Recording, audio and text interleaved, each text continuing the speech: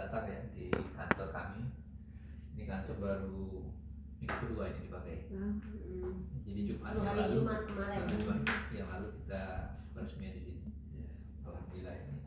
Nah kemarin saya tenong share di grup, kita akan kedatangan Kiai sama tim untuk dari BRIN ya, untuk sharing informasi ya. Kita tidak ekspos kemana-mana ya.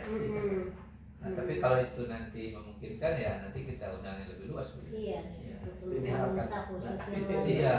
Karena menghasilkan riset ini udah 2 minggu sudah selesai sebenarnya. Kita mau kasih tahu tentang temuan di lapangan di 3 wilayah kota Paseban, Jakarta Pusat, lalu Matraman, Jakarta Timur, Roblong, Jakarta Barat. 3 wilayah kita riset 2 minggu ini. Studinya fosfografi itu studi komunitas bersama tokohnya. Iya. Nah, ini BRIN ini kan ada sama BRIN yang di sini Bu ya? Iya, Atsu ya. Nah jadi nanti mungkin kami dengan Tenong kami dulu. Kalau memang nanti Ibu ada kesempatan lagi nanti kita akan buka diskusi yang lebih luas ke semua staf khusus nanti kita undang sesinya kalau Ibu di Jakarta gitu. Siap ya? Kantornya di kampus Broto. Iya, tetanggaan ini. Gitu Pak G, silakan. Siap. Ya, silakan Bu. Ibu, saya udah ngantor tadi urusan. Oh gitu. Saya ngantor tadi. Oh baik. Boleh pakai konek itu nggak? Mau dikonekin? Boleh. Biar. Ya.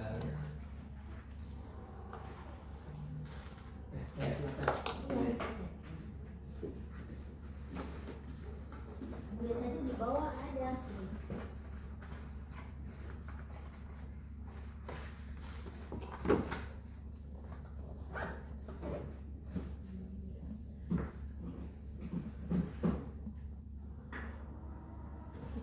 Bisa ya Pak Panji dikonekkan? Pakai laptop. Iya pakai laptop.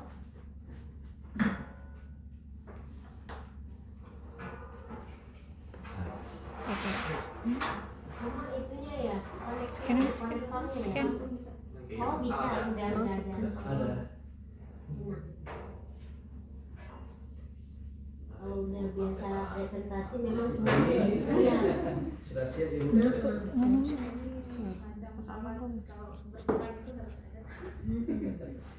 Aku share di grup, scan aja ya. Cangkulnya Bu ya. Konektor tangkulnya ini ya. Jadi layarnya aja layar.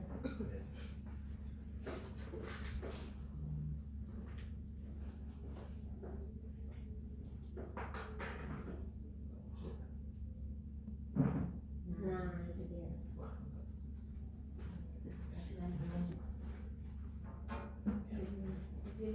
Ya silakan.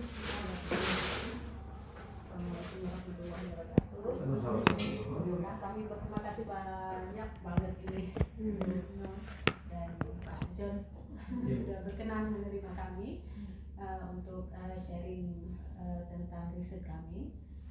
Kami dari BRIN, saya sendiri Fahriyati, kemudian ini Bu Inayati yang ini, kemudian ada Pak Asep, cuman beliau sakit. Ya tadi itu. Kemudian Mbak Wiwit dan Ustadz Kiki di sini. Nah, judul riset kami itu adalah Majelis Bersila sebagai Ekologi Sosial, Transmisi Keilmuan dan Kesiapsiagaan Bencana di Betawi. Jadi ini menceritakan tentang pengajian bersila di sini. Pengajian bersila, majelis taklim yang duduk bersila dan ada lekar ya, lekar pengajian kecil gitu.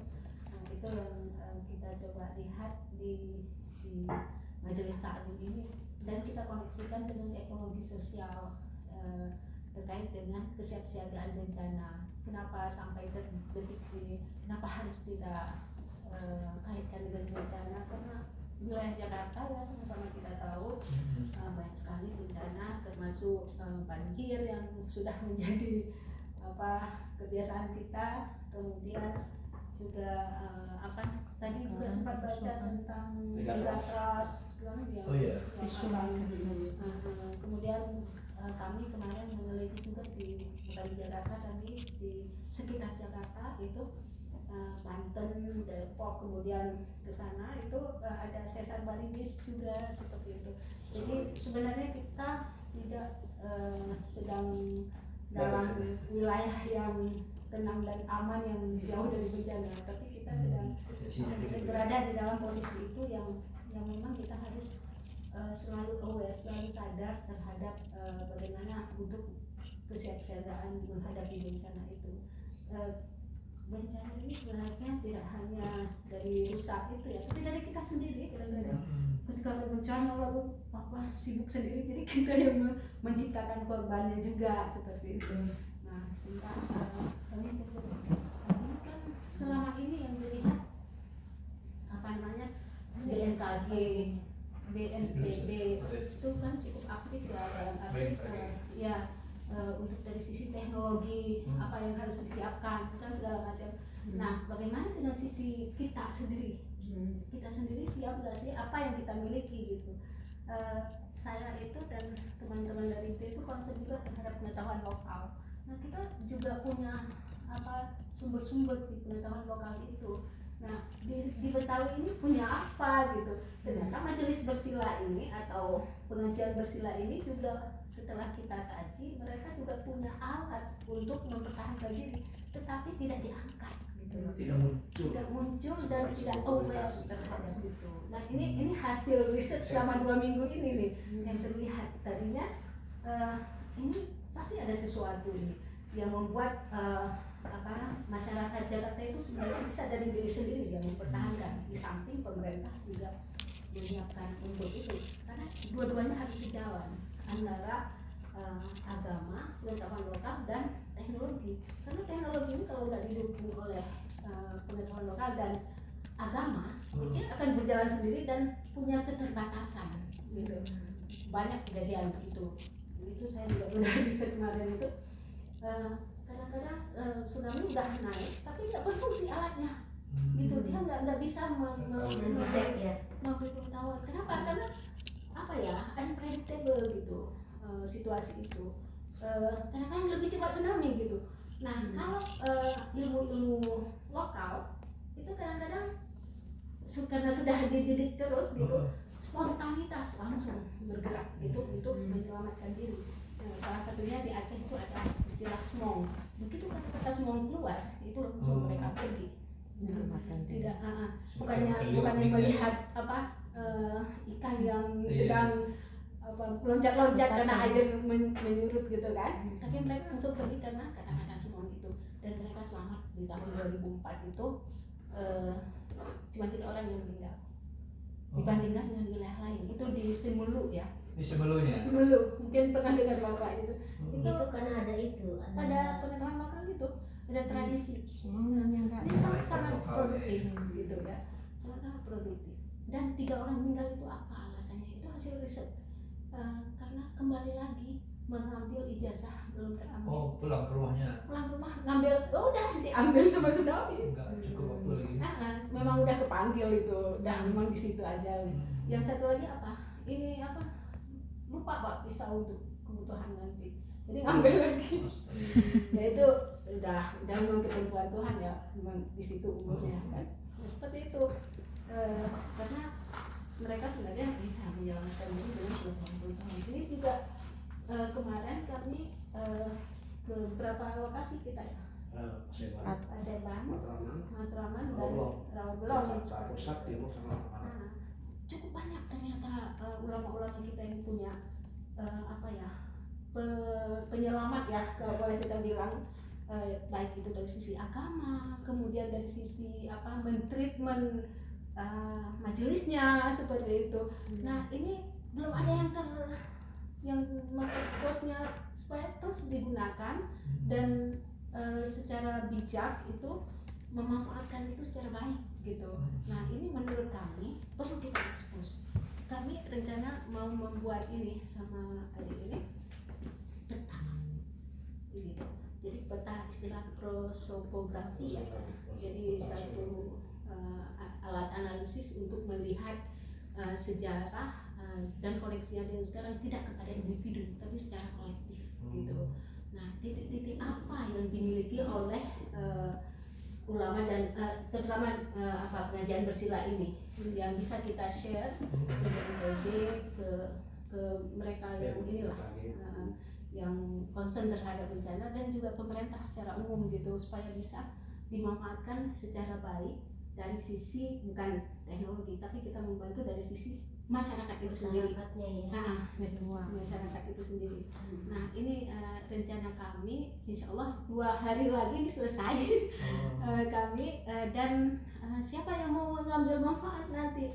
Nah inilah kami dengan Ustadz Kiki. Nah yuk kita ke Ibu Nung, mungkin ini bisa kita expose untuk bisa diberi manfaat seperti itu. Nah ini yang memang ini tahap awal sih Ibu Bapak, kita baru fokus kepada tulisan-tulisan yang ada di majelis itu. Ternyata guru-guru kita, ulama-ulama kita menyimpan kitab-kitab lama juga gitu. Habib Usman itu lumayan ada tanggal-tanggalnya yang harus kita tanggal-tanggal yang paham seperti itu. Nah, belum lagi hizib ya, hizib kebencanaan bagaimana menghadapinya, banyak sekali itu yang akan kita buat lebih visual, lebih dipahami oleh masyarakat seperti tidak hanya tinggal di buku seperti itu. Nah ini tujuan kami seperti itu, nanti akan menghasilkan outputnya luarannya ini kalau artikel itu udah kewajiban BRIN artikel yang terbit di jurnal internasional itu udah kewajiban, namun ini pemetaan jejaring sebagai yang disajikan sebagai visual sederhana untuk menandai simpul penggerak dan rute keterhubungan antar majelis. Nah, untuk ini sebenarnya untuk mendukung rekomendasi operasional komunikasi risiko dan koordinasi warga dan konteks kebencanaan ya, karena kita di sini ya perkotaan seperti itu.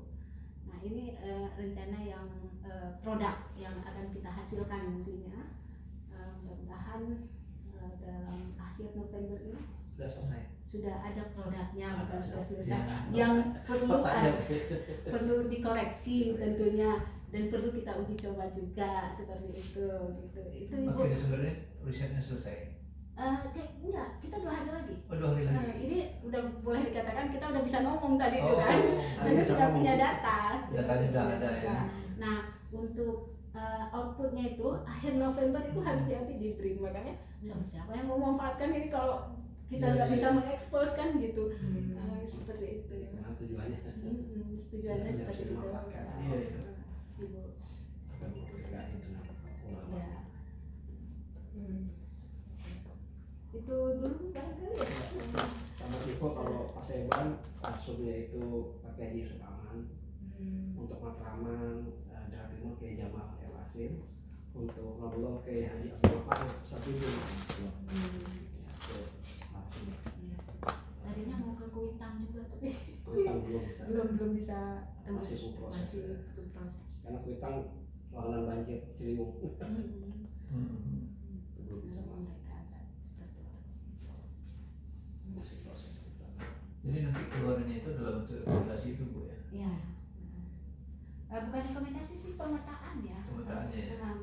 Ini apa namanya? Jejaringnya itu berbentuk peta yang bisa kita visualkan. Jadi ada peta, nanti udah kami rangkai peta Betawi gitu Jakarta. Kemudian titik-titiknya kita buat bulat-bulat dengan warna yang beda gitu. Nah tentu di atasnya akan ada narasi dulu biar dipahami gitu kan. Narasi A, B, C gitu. Jadi semacam model ini sih, model yang bisa kita terapkan ke dalam masyarakat kita. Jadi gimana usaha kita supaya bisa dipahami oleh masyarakat gitu. Nah, jadi kalau kita visualisasi dengan peta, meskipun ada penjelasan kan bisa dipahami nantinya. Nah ini saya berpikir ini nggak apa-apa sih di tahap awal, mungkin nanti kita buat aplikasi. Nah, sehingga mudah di search di HP gitu. Nah ini kan baru tahap awal preliminary ini. Integrasi aplikasi supaya Tapi untuk output riset ini baru tingkat pemetaan yang mungkin print out lah seperti itu. Nah kalau efektif, nanti kan Bapak dan Ibu yang akan menilai gitu ya. Kalau pemetaan itu visualnya kan ada peta kebencanaan atau peta komunikasi dakwahnya atau seperti apa nanti itu pemetaan jaringan yang Pemetaan jaringan ini kita akan buat peta nanti, kemudian titik keterhubungan antar majelis. Nah, itu akan kita gambarkan. Kemudian apa yang bisa mendukung untuk kebencanaan ini, Mbak Wiwit bisa bantu juga nanti terkait dengan misalnya ada pengetahuan hizib apa, seperti itu. Kemudian ini baru tingkat manuskrip. Lalu tadi itu kan selain manuskrip ada beberapa yang kita tunjukkan. Nah, di situ infak, sedekah itu kemarin ditekankan banget sama kita dulu. Infak dan sedekah itu bisa meredakan segala bencana. Nah, ini kan sangat mendukung. Nah, di dalam majelis itu kan kita tahu ya kalau orang Islam memang ada bentuk-bentuk itu juga kita akan petakan. Jadi membuat masyarakat ayo kita bersedekah juga seperti itu. Kemudian banyak ya apa kedekatan dengan Tuhan itu apa kuncinya? Ya, dengan hizib, dengan macam-macam lah. Gitu. Jadi pemetaan kebencanaan itu dalam konteks majelis. Ini ya kita diskusi ya. Berarti nanti akan ada di misalnya di 3 tempat tuh ya, ya misalnya di mana di Yusuf Aman. Berarti ada amalan-amalan atau ada baca-bacaan yang mereka pakai ya, mereka gunakan dalam setiap majelisnya gitu. Itulah yang sebetulnya memandu masyarakat untuk bisa mengelola atau tadi itu apa? Kesiapsiagaan. Karena mental dulu yang kena itu. Itu dari sisi spiritualnya yang difokus. Itu ya mungkin. Kemudian dari sisi sosial tadi kan infak itu kan ke sosial, dan bagaimana hubungan antar sesama gitu, untuk peduli dengan lingkungan. Dan satu lagi yang penting adalah tidak boleh panik. Nah, itu yang menciptakan kita sendiri menciptakan bencana lain. Nah, apa yang membuat kita tidak panik? Nah, itu tadi ada kalau saya bilang sih alat ya, tapi kalau para ulama amalan-amalan yang perlu diamalkan, misalnya zikir akad, salawat itu banyak. Tapi ada yang khusus-khusus yang kita sendiri tidak tahu gitu. Jadi mudahnya itu terkasih musibahnya yang kurang diajarkan. Jadi itu bagaimana apa? Jadi transmisi keilmuannya masih istinja atau hal fikih gitu ya. Ya sampai gimana musibah itu kalau datang, jadi terlihat bahwa sebagian yang riset itu saya tahu beberapa tempat justru tokoh agama jadi korban bencana juga. Gitu. Umat lihat ini kayaknya hanya menderita seperti itu, nggak siap apa gitu karena ini kan untuk figur tokohan yang bisa memberikan mereka rasa tenang ketika bencana dan bisa memberikan solusi terhadap bencana yang terjadi misalnya kalau siap siaga itu. Dan kemudian juga saya lihat memang dulu dengan Walhi pernah ngadain acara tentang mitigasi bencana juga. Bentuknya adalah buletin, jadi khutbah Jumat pada hari ini memberikan tentang bagaimana untuk supaya nggak banjir. Jadi pada upaya preventif mencegah bencana. Mencegahnya ya. Iya, banjir itu karena ulah kita sendiri nih gitu. Nah itu tidak disampaikan di tempat pengajian, terutama di tempat ceramah. Selain juga kemampuan ini pemahaman tentang gempa ya. Kemarin kami sempat juga di Matraman itu memberikan pendidikan juga ke Majelis Taklim. Jadi kami sudah ngisi juga di Ibu Majelis Taklim. Saya ngisi tentang bagaimana menghadapi gempa yang vertikal dan horizontal. Ini ternyata belum sampai. Ya. Jadi gimana penjelasannya, Bro? Yang 20 detik itu mungkin Bapak Ibu gimana itu, Bro? Kan sudah jadi ini ya ilmu umum bagi yang ini yang tinggal dekat-dekat yang sering terjadi gempa sih seperti Maluku seperti itu. Nah, itu kalau misalnya gempanya menghayun horizontal itu bisa kita hitung detik sampai 20 detik. Kalau lewat berarti kita harus pindah. Artinya menyelamatkan diri karena itu akan merusak. Nah, sebelum 20 detik ya tenang-tenang aja lah, jangan nggak usah resah. Nah, saya setelah mendapatkan ilmu itu kan ada beberapa kali gempa setelah itu. udah nggak usah berteriak. Kadang-kadang teman-teman yang di sekeliling kita kan berteriak, udah tenang aja, hitung aja. Kadang-kadang ketika 18 udah berhenti, udah aman. Kalau bapaknya begini, Kalau vertikal merusak langsung.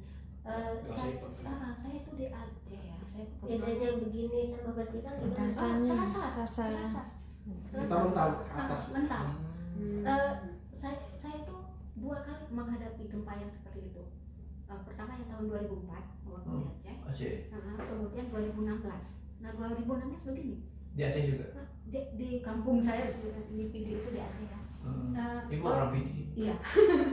Saya saudara-saudara di sana pas subuh itu paling merusak. Orang tidur itu bisa kebangkit, pindah tempatnya. Karena dia begini kan. Itu kalau saya sudah bukti itu langsung keluar. Itu nggak usah diperhitungkan itu karena dia merusak. Langsung harus menyelamatkan diri dengan ya cara-cara ini ya yang diajarkan oleh BNPB gitu, cari tempat yang keras gitu kan, melindungi kepala gitu. Kami kebetulan saya konsentrasi di kebencanaan dan pemerintahan lokal di wilayah-wilayah lain gitu. Itu yang penting melindungi kepala gitu. Kalau BNPB gitu, melindungi kepala dengan apapun, dengan bantal dengan apa gitu kan, untuk penyelamatan baru kita cari dengan alat people gitu ya di bawah Ini itu basic yang memberi pengetahuan ini. Ini yang sampaikan Pengetahuan pengetahuan dasar. kalian. Tapi kembali lagi ke di sini ya. Kembali ke yang riset yang dilakukan oleh Prof nih. Jadi ini konteksnya adalah Jakarta kan? Iya, Jakarta. Nah yang sudah dilakukan penelitiannya itu wilayahnya ada 3 Paseban untuk Jakarta Pusat, terus Matraman Jakarta Timur, sama Belong Jakarta Barat. Jakarta Utaranya belum. Ini Jadi brand penuh ini. Jadi kita belum terlibat DKI kan terlibat di brand itu. ya perlu kami. Nah itu ininya itu apa metodenya itu dengan ke tokoh agama gitu istilahnya ya, ke majelis taklim. Nah cuma apa istilahnya tuh materinya itu tentang bencana, kesiapsiagaan bencana. Jadi istilahnya tuh kalau dalam bayangan saya kira-kira pertanyaannya itu kira-kira kalau misalnya terjadi bencana yang akan dilakukan itu seperti apa begitu? Iya, ada ya itu ya apa pengetahuan tentang bencana gitu. Ini ulamanya, mualimnya, pengajarnya ngajarin nggak tentang bencana? Gitu. Untuk seperti apa ketika bencana datang, sikap jiwanya, ketenangan batinnya seperti apa, sikap mental seperti apa, itu sepertinya maaf aja untung ambil 3 ini enggak ya paham, artinya sudah menyampaikan itu karena kitab-kitab yang diajarkan sebagian mereka itu hampir semuanya kitab-kitabnya memuat bencana.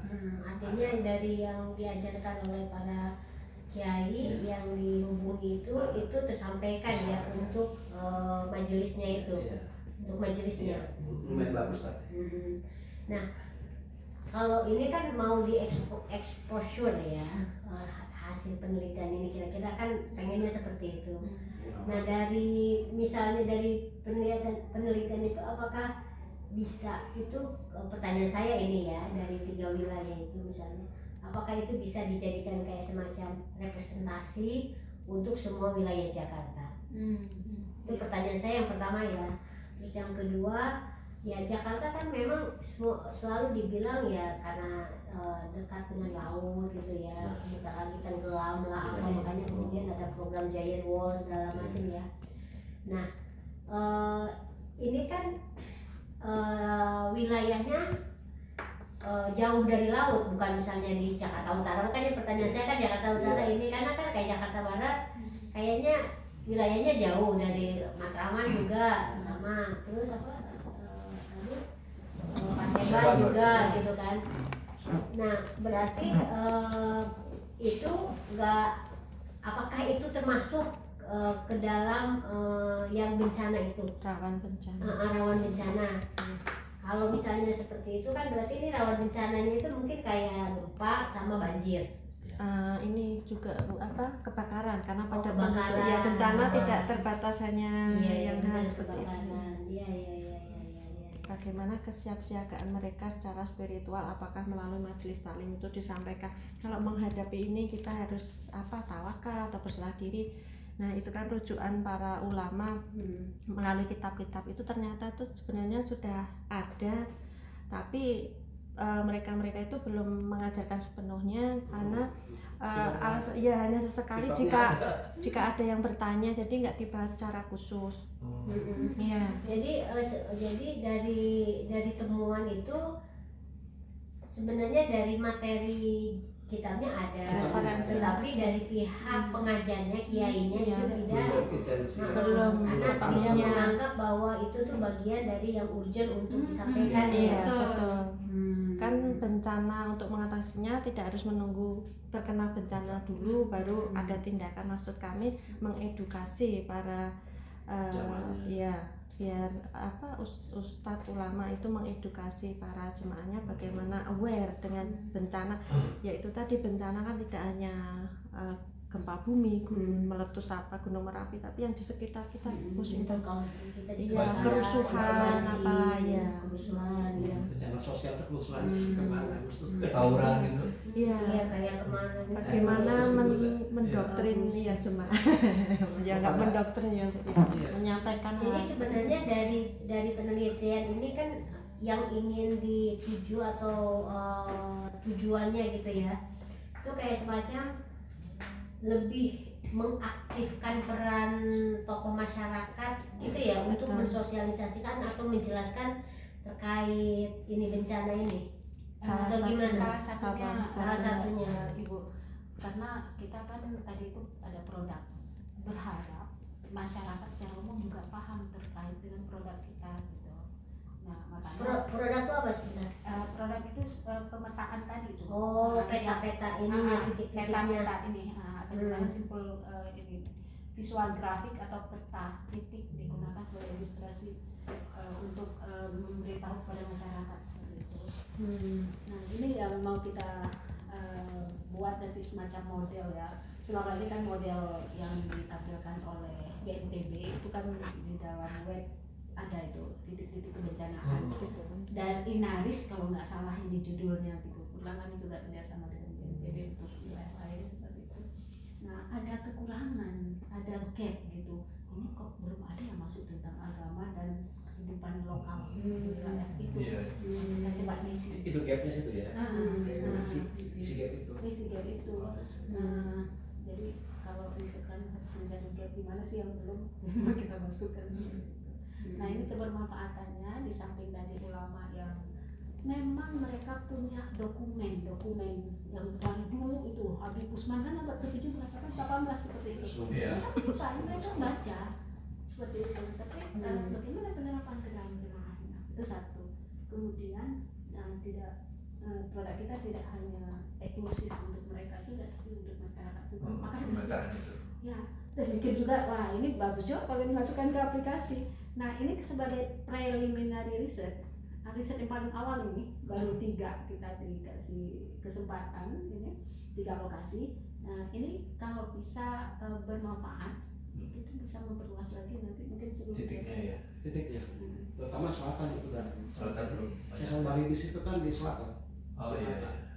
Bisa seluruh karena jadi ini bisa jadi model seluruh Jakarta. Nanti model kita berikan ke wilayah lain di Indonesia dan bisa untuk global.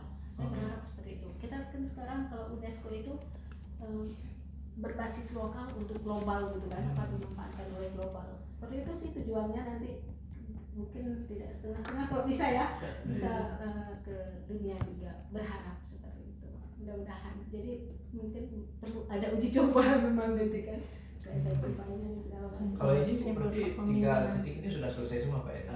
Sementara sudah dapat sudah bisa kita walaupun mungkin belum mempresentasikan seluruh Jakarta. Ini diharapkan oleh BRIN ketika ada dukungan dari pihak pemerintah dan instansi lain, kita bisa memperluas dong kajian kan seperti itu. Tapi lihat dulu kemanfaatannya, gitu. Kebermanfaatannya gitu kan. Nah ini. Kalau gap selama ini tuh Jadi yang selama ini untuk bencana itu pemetanya tentang apa ya yang lebih banyak? Yang di BNPB yang tadi BNPB diceritakan oleh Prof. kita bisa search di BNPB sebenarnya. Oh, di BNPB itu ya. BNPB itu lumayan dia bergerak untuk kesiapsiagaan. Kita tidak pada waktu terjadi bencana siap siaga. Kapan saja itu perlu diketahui. Sinyal. Oh, nggak ada sinyal. Ininya apa? Passwordnya ya Wifi. Belum sempat lihat. Bukan. buka jaringannya wifi. Yang apa? Tim sini. Oh iya. Sini. Dimakan. Baik, dimakan. Iya. Dari ini di kerjasama sama Kodi ya atau bagaimana? Timnya kan dari koordinasi. Iya, kerjasama. Pusat